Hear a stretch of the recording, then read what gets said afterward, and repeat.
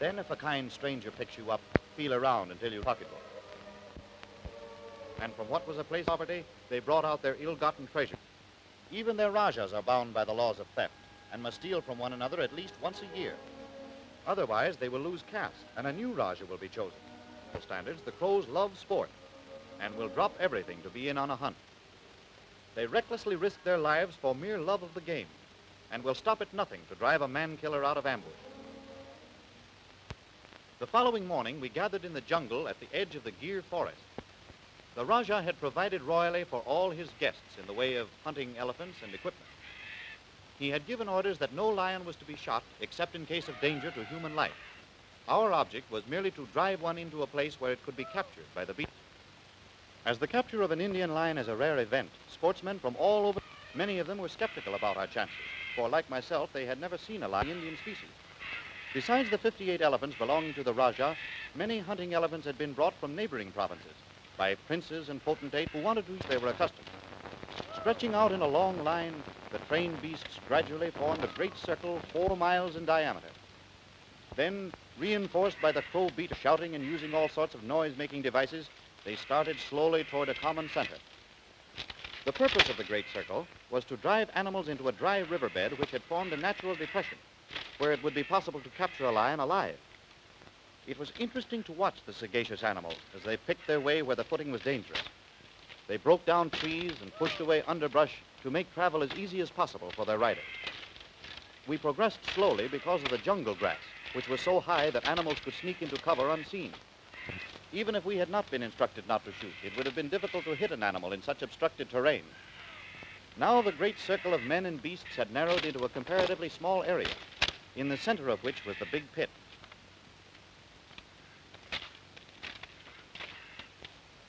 I had the mahout drive my elephant up to a spot from whence I could see inside the depression. Luck was with us. His Majesty, the King of Beasts, over 1/4 of a ton of fierce fighting machinery. For the Indian lion's nothing that lives, he never attacks man unless driven to desperation. The striped killer, the lion's only rival for some jungle. He too had been caught in the circle. Both champions of their kind, evenly matched in size and weight in an arena which was a natural setting.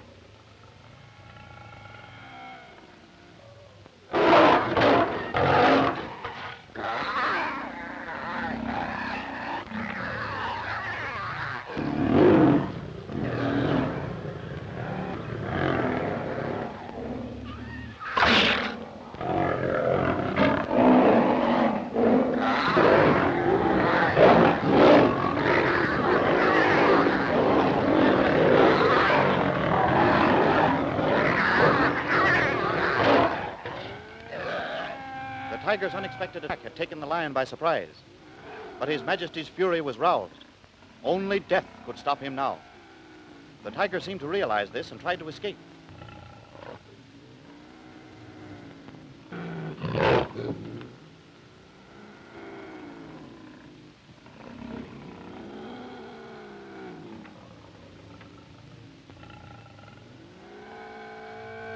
Then they met in a death struggle in midair.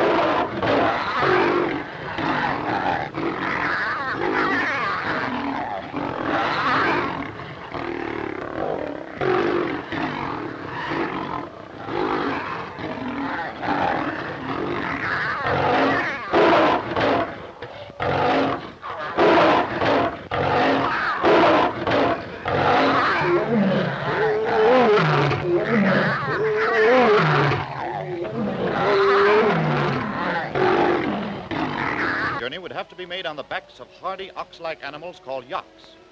A yak train was just getting ready to leave. Here, travelers must band together for mutual protection against the groups of robber monks who frequent the mountain passes.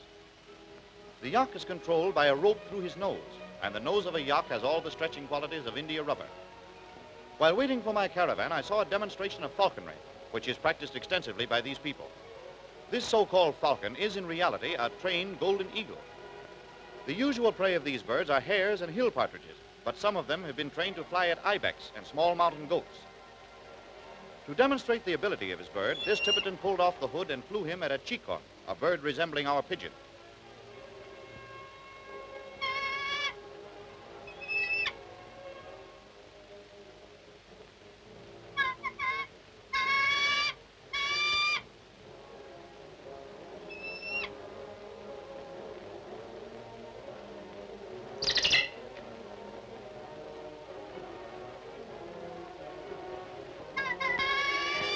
Like a well-trained hunting dog, the falcon brings his quarry to the feet of his master, thus adding variety to the menu of the Tibetan family. Birds are, of course, highly valued by their owners. Our journey eastward began over the most desolate country in Asia. No wonder the people of Tibet are poverty-stricken, as there is so little land that can be cultivated or made to grow anything. But the Tibetans have at least one great blessing in their herds of yaks. The cows give a rich milk. Yak skin gives them leather and tents. The woolly hides make them warm clothing. Best of all, the yak takes the Tibetan where he wants to go and gets him safely back again.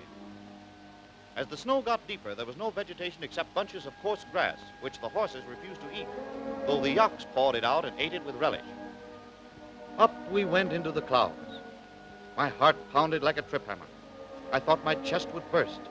My head rang with unearthly music. For I certainly was, at this height, nearer the angels than I had ever been before or since. 19,000 feet above sea level, where there is neither animal nor bird nor tree, and still we climbed. At the summit of the pass, the trail was lost under deep snow. There was nothing for us to do but let the yaks guide themselves. We prayed they would not drop us suddenly into some snow-filled canyon. I could hear the Tibetans behind me muttering their Om Mani Padme Hums. They believe all storms are caused by the god Mogam, who claims the souls of travelers who perish in the snow. But once over the highest pass, there was a distinct change in the weather. One moment we were in a bitter 70-mile blizzard, and a half hour later we were in sight of a pleasant rolling plain, offering a promise of comparative warmth and comfort. It was here we hoped to find a respite from the rigors of the past few weeks. But this happy anticipation was swiftly and rudely shattered. Just as we reached the plain, we were set upon by a group of hard-riding, wild-looking bandits. In less time than I can tell it, I was seized. My baggage was completely ransacked. I was tied up and brought to a small village of yak-skin tents called yurts. That the bandits were little better than savages was evident from the beginning. For a poor mongrel dog, which had attached itself to our party, was cruelly shot for no reason at all, just before we entered the yurt. But they gave me nothing to eat or drink. My cigarettes they evidently considered the most highly prized loot they had taken from me. They enjoyed them hugely. A group of the curious would appear at the door of the yurt and peer in, as though anxious to be looking on when I finally begged for mercy. I heard hoofbeats and voices outside. My predicament inside the yurt was interrupted by the entrance of an old friend. It was the old Buddhist Lama whom I had met in Darjeeling 5 years before. He spoke rapidly in English, which the others could not understand. All my belongings were immediately returned to me, and we were soon trekking eastward again. A few hours later, we passed under a mountain and through a long tunnel grooved out of solid rock by the action of some prehistoric river. The Lama said we were now in the Forbidden Valley. Soon I should see the glory of Asia, the monastery of Ram Galong. He told me there was but one other way out of the valley, northward, over the Penang Glacier into the Gobi Desert, an almost impossible journey. This secret entrance to the valley had been prepared by nature. The Lama told me to look back. I saw a curious rock formation above the tunnel entrance. See, said the Lama, if those 3 keystones were released, it would close this entrance forever. I shuddered as I realized what would happen. It would free millions of tons of granite. The whole side of the great mountain above us would be tossed into the very spot where we were now standing. And now, as we came around the base of the mountain, I saw a sight I shall never forget. The lamasery of Ram Galong, called by the Tibetans the Bride of Buddha. It was the symbol of a strange faith whose disciples worship a living God of their own creation. Some terrible cataclysm of nature had thrown up the volcanic rock from which Ram Galong reared its mighty head, straight up 1,000 feet above the floor of the valley which surrounded it. As protection against Mogam stood these 3 Chortens, holding the crushed bones of the last 3 lamas who had ruled Ram Galong. It all seemed like the fulfillment of some fantastic dream. This was a weird creation of an unknown people in a terrible wilderness. There was a story of struggle and blood in every massive stone which had been carried up those heights by the puny hands of men. We toiled wearily up the road which led to its summit. Om Mani Padme Hum, the jewel in the heart of the lotus. Could that curious phrase have anything to do with the creation of a living God? Could it mean the sacred virgin whom I had come so far to see? I was burning with curiosity to see her. What would she be like? Would she be ignorant, dirty, uncouth, like the Tibetans among whom she had been raised? Now, in the outer courtyard at the summit, our animals were being unloaded. Many other pilgrims were plodding up the pass below us. I found out why. The Lama told me that the Festival of Conception, Manlam, as it was called, was to take place at once. But first, the ceremony of driving out of devils would take place. That would give us a little time. A number of monks were watching me with narrowed, pig-like eyes. Then I saw her standing on a balcony. She was bronze, boy-like, her figure concealed in monk-like robes. Just a momentary glimpse, for the priests were watching me with cold suspicion. But even in those ugly garments, I could tell that she belonged to my race. The Lama was talking with a group of monks. He was evidently giving them some kind of explanation of my presence. As I approached, they greeted me with forced civility. I turned for one more look at the girl.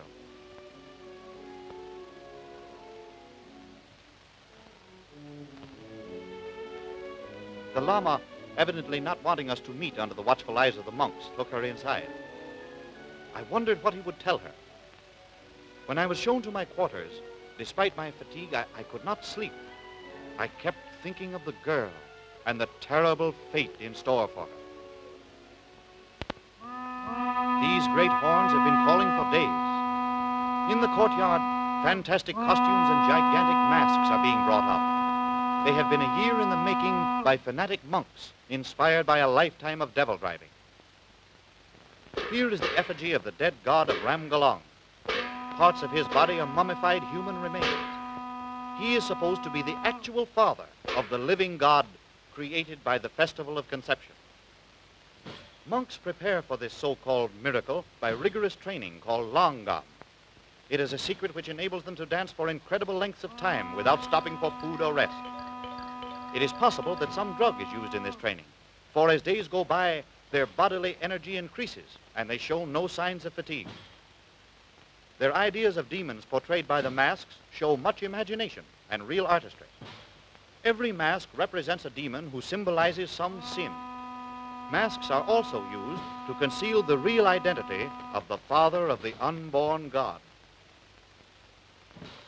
17 miles over the valley, and are then relayed 100 miles across the Himalayas, telling that the Festival of Conception will soon begin. Pilgrims are arriving from all directions in many kinds of conveyances to take part in the celebration. They are laden with presents with which they hope to secure the favors of the living God to be created. Superstition is so strong that the pilgrims will give everything they possess if the lamas demand it. Even the poor shepherds' gifts, driving them across mountains and fording icy streams to be present at Manlam. For days they have been arriving thus. But when they leave, most of them will be empty-handed, and the priests will be rich. The plains, the hidden canyons, the very mountaintops, all contribute to this endless stream of humanity which pours into Ramgalong to witness this weird shamanistic ritual. The actual ceremony is begun by a sub-lama. As with all primitive peoples, rhythm plays an important part in arousing the religious emotion. With gong and cymbal, he begins a soft, insistent beat, at the same time reading from the holy manuscripts, which are so ancient they have fallen apart from usage. In accompaniment to this, the prayer wheels are turned. Thousands of Omani Padme hums rise to Buddha. Countless prayer beads are clicked, checking off the sins of transgressors against the laws of Buddha. The wind and water wheels are kept in unceasing motion.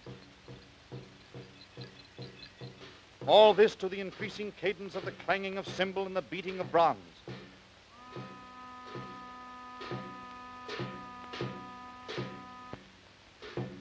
On the filthy floors of atonement chambers, monks and pilgrims confess their sins, competing with one another in recitals of wickedness. Slowly the rhythm increases in sound and tempo. The skeleton dancers, disciples of Longam, have been keeping this up for 5 days without apparent sustenance of any kind, a constant reminder to the Tibetan of the sureness of death. The lamas begin to assume a fixed stare, as though under the influence of self-hypnosis. The dancers, too, are beginning to increase the speed of their grotesque gyrations. It was evident in every sight and sound that all this was driving definitely towards some sort of emotional climax. As I watched the spectacle, my curiosity became more strained, for I was the only white man to have ever witnessed this entire ceremony. The entire courtyard was now in a turmoil. Spectators and dancers seemed to be in an excited state of mind. The idea behind all this had a terrific, impelling power. The creation of a living God happens only once in a generation. It is the greatest event that ever happens in Tibet.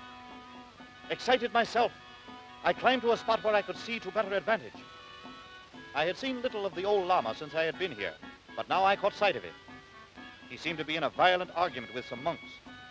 Were they talking about me or about the white girl? Whatever it was, they seemed to dominate the Lama, and he finally gave in and left them. Now it was easy for me to understand how these dancing monks held such control over the people. They worked themselves into a mad frenzy as they performed their unbelievable antics and contortions.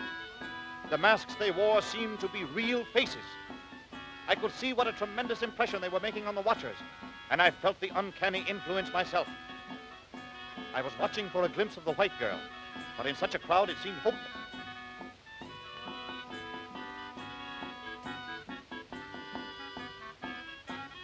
Now I was interrupted by the Lama. He told me that against his will he was being forced to proceed with the ceremony, but if the worst happened, he had a plan to prevent it. He told me to go at once to the other side of the valley where horses were waiting, on which the girl and I would escape over the great Penang Glacier into the Gobi Desert. From the chanting hall came a sudden burst of music, a change in tempo. I saw now that the Lama was virtually a prisoner, as some monks came for him and led him away toward the chanting hall. There was nothing I could do. I started for my cell. Malignant human eyes seemed to glare up at me from behind the mask of the demon monk as he danced devilishly below. I had told my bearer to take my things to the other side of the valley where the ponies were waiting. The chanting hall was filled with monks, now all singing their Om Mani Padme hums in a crazy crescendo. The old Lama, now merely an effigy of power, stood on the raised altar. The image of Mogum glared down as though in triumph.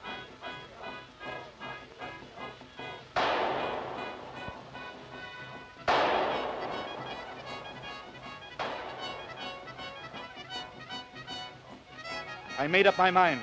I was going to see what happened. Om Mani Padme Hum. Hundreds of voices raised in that prayer, but it was no longer a prayer. It was a horrible incantation. I could see something being moved through the crowd. It was an enormous palanquin borne on the shoulders of several sub-lamas.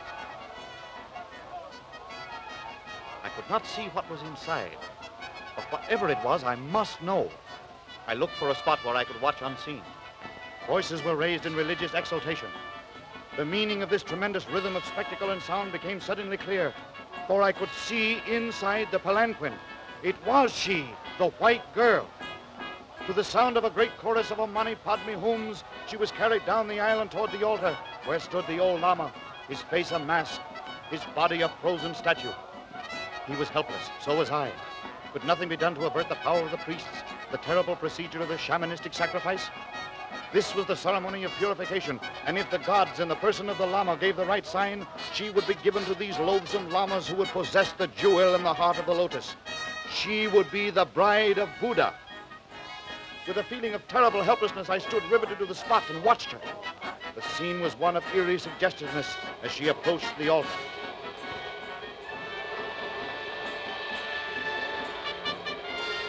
The Lama raised his hands. His gesture was one of anger and denial.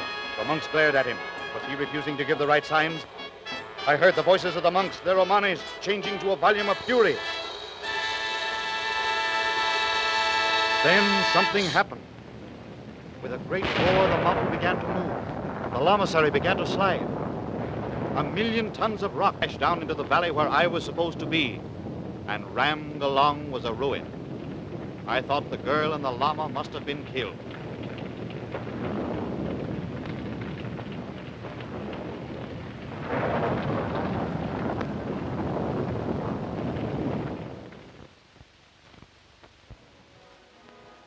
How How I reached the horses in the great Penang Glacier will always be a mystery to me. Somehow I found myself riding with the llama over the mountains of jagged ice. But our troubles were not over yet. The foothold for man and beast was treacherous and dangerous. Horses and mules had to be dragged over awful crevasses by main strength. One of my pack ponies had become footsore, his hock worn and cut by frozen splinters. He slipped. I made every effort to save him. He made a gallant effort to save himself. Then his lead rope broke. I was discouraged and despondent. I almost wished it had been me instead of the brave beast. But finally, we reached comparatively easy going, and the llama told me about the girl. She was safe, and he had tried to persuade her to escape with us, but she refused. The Tibetans were her people, she said, and the only friends she had ever known. Their religion was her religion, and if it was the will of Buddha that she become the mother of a living God, then she considered it her duty to bow to that command. She would stay at Ramgala. And after showing me the way out over the Gobi Desert, the Lama intended to return to help her, while I went on toward the nearest seaport.